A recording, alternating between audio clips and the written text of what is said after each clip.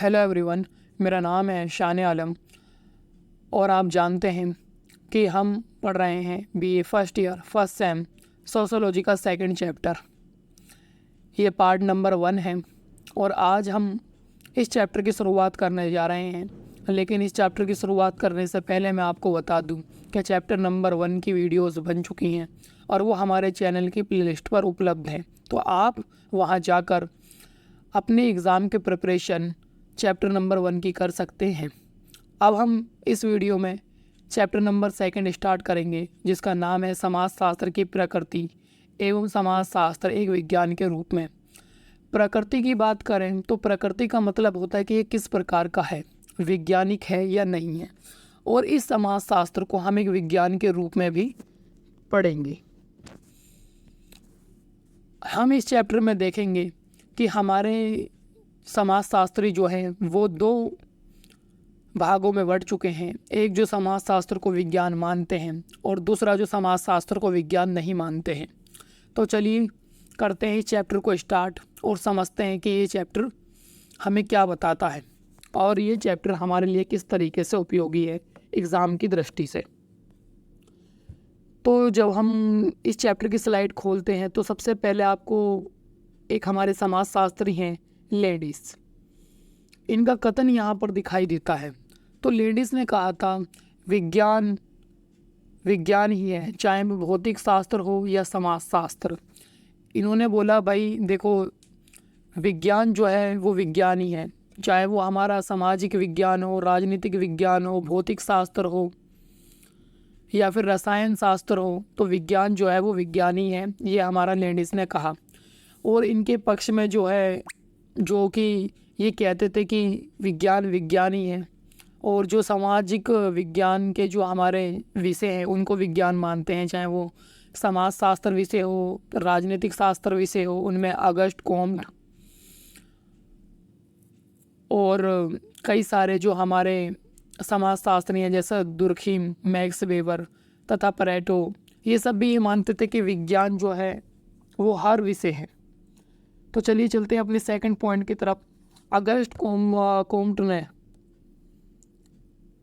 इन्होंने समाजशास्त्र को विज्ञान की रानी कहा एवं अन्यों ने भी। तो देखो, जो हमारे अगस्ट कॉम्ट थे, जो हमारे एक फ्रांसीसी समाजशास्त्री थे, इन्होंने समाजशास्त्र को विज्ञानों की रानी कहा। इन्होंने कहा कि हम इस विषय पर बहस नहीं करते कि समाजशास्त्र विज्ञान है या नहीं है। इन्होंने कहा कि समाजशास्त्र जो है वो केवल ना एक विज्ञान है बल्कि विज्ञानों की रानी भी है। फिर दुर्खिम और मैक्स वेबर तथा परेटो ने इनका समर्थन किया। लेकिन कुछ हमारे समाजशास्त्री थे जिन्होंने इस कथन की आलोचना की, और जो ऐसे हमारे समाजशास्त्री हैं जो समाजशास्त्र को एक विज्ञान मानते हैं, उनकी भी आलोचना की। तो देखते हैं वो क्या कहते हैं इस विषय में। ऐसे विद्वान जो समाजशास्त्र को विज्ञान नहीं मानते थे, उन्होंने इसकी आलोचना की और समाजशास्त्र को विज्ञान नहीं माना। उन्होंने निम्न तर्क दिए। अब देखो, जैसे विज्ञान जो हमारे समाजशास्त्री थे, जो समाजशास्त्र को क्या नहीं मानते थे भाई, समाजशास्त्र को विज्ञान नहीं मानते थे। ये साफ कहते थे कि समाजशास्त्र जो है विज्ञान नहीं है। इन्होंने इसके पीछे कुछ तर्क दिए और वो तर्क कुछ इस प्रकार हैं। समाजशास्त्र की कोई प्रयोगशाला नहीं है।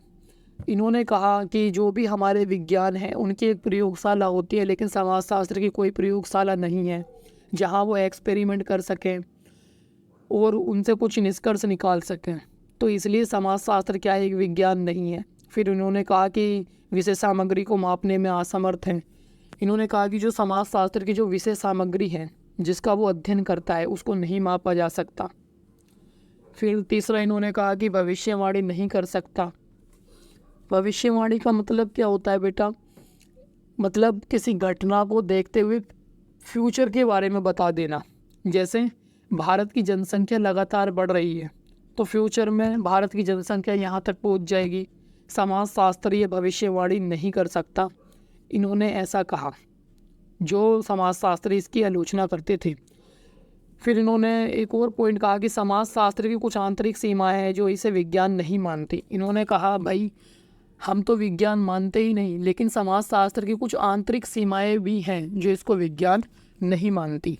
तो उम्मीद है आपको ये समर्थन में जो हमारे समाजशास्त्री हैं उनके तर्क समझ में आए होंगे, और जो आलोचक हैं और उन्होंने किस प्रकार के तर्क दिए, किस प्रकार आलोचना की कि समाजशास्त्र एक विज्ञान नहीं है, वो भी आपको समझ में आया होगा। चलिए चलते हैं अपने नेक्स्ट टॉपिक की तरफ, जो है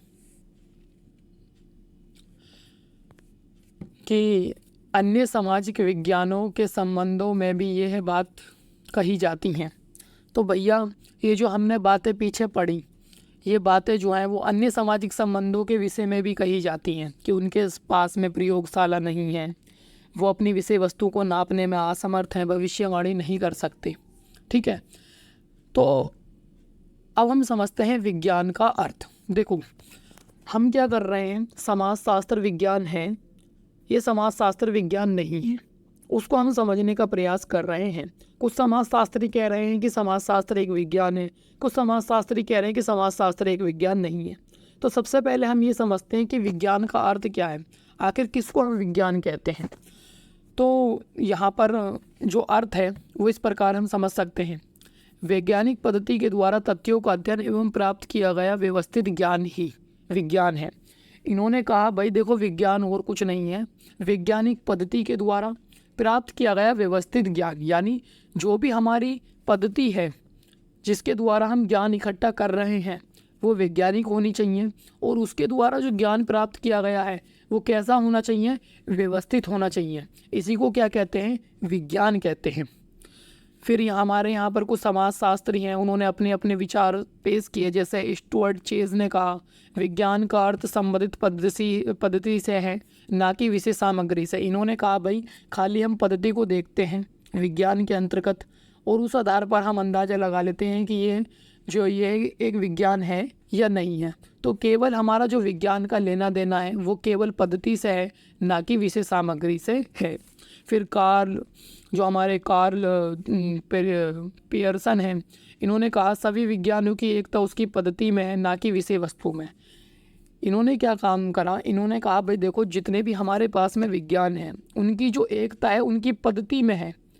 जो भी हम पद्धति ज्ञान प्राप्त करने के लिए यूज़ करते हैं उसमें एकता है, ना कि उनकी विषय सामग्री या विषय वस्तु में। फिर जो हमारे विसंज हैं तथा विसंज, तो ये विसंज तथा विसंज ने भी ये बात बोली कि यह पद्धति तथा उपागम, ना कि विषय सामग्री विज्ञान की कसौटी है। इन्होंने भी यही बात करी कि जो हमारी पद्धति है और उपागम है उसी के आधार पर हम तय कर सकते हैं कि ये विज्ञान है या नहीं है, विषय सामग्री से इसका कोई लेना देना नहीं है। यानी जो हमारी पद्धति है और जो उपागम है वही विज्ञान की कसौटी है। अब यहाँ पर एक नया वर्ड आया है, वो है उपागम। तो उपागम का मतलब है बेटा पढ़ने का तरीका, कि हम किसी चीज़ को किस तरीके से सीखते हैं उसी को ही हम क्या बोलते हैं, उपागम बोलते हैं। उम्मीद है आपको ये विचार समझ में आए होंगे। चलिए चलते हैं अपने नेक्स्ट पॉइंट की तरफ, जो है लेडीज विज्ञान ही है, चाहे वो भौतिक शास्त्र हो या समाजशास्त्र। तो देखो जैसा यहाँ पर सब लोग अपनी अपनी बातें बोल रहे थे, उसी तरीके से हमारे जो लेडीज़ भाई साहब थे इन्होंने भी विज्ञान के विषय में कहा कि भाई देखो विज्ञान ही है, चाहे वो भौतिक शास्त्र हो या समाजशास्त्र हो। अब हम बात करेंगे विज्ञान के प्रमुख तत्व के बारे में, कि अगर हम किसी चीज़ को, किसी विषय को अगर हम विज्ञान कहें तो उसके पास में कौन से तत्व होने चाहिए। तो सबसे पहला तत्व है अवलोकन का अर्थ जांचना। अवलोकन का अर्थ जांचना, यानी जो हमारे अवलोकन हैं, अवलोकन का मतलब होता है किसी ज्ञान को देखना, उसके बारे में जानकारी लेना, उसको जांचना दोबारा से। अवलोकन करना मतलब जांचना दोबारा से। तो हमारा जो अवलोकन का अर्थ है वो उसमें होना चाहिए, ठीक है ना। और इन्होंने अवलोकन के अर्थ को भी यहाँ पर बताया है दूसरे पॉइंट में, अवलोकन से शुरू और अवलोकन पर अंत। यहाँ पर हमारे जो गुंडे एवं हेट हैं वो कहते हैं कि अवलोकन का जो अर्थ है वो अवलोकन से शुरू और अवलोकन पर ख़त्म। तो हमारा जो प्रमुख तत्व है वो क्या है, अवलोकन है, ठीक है ना। हमें सावधानीपूर्वक अवलोकन करना चाहिए। सत्यापन, वर्गीकरण, सत्यापन, अवलोकन विधि द्वारा तथ्यों की जांच करनी चाहिए। यानी जो हमारा प्रमुख तत्व है वो क्या है? अवलोकन है। और अवलोकन का अर्थ क्या है बेटा? जांचना। ठीक है। और फिर हमारा सत्यापन, वर्गीकरण, अवलोकन विधि के द्वारा तथ्यों की जांच करनी चाहिए। तो हम विज्ञान के प्रमुख तत्व कह सकते हैं कि अवलोकन, सत्यापन, वर्गीकरण, तथ्यों की जांच करना, ये सब चीज़ क्या है? ये सब है विज्ञान के प्रमुख तत्व हैं।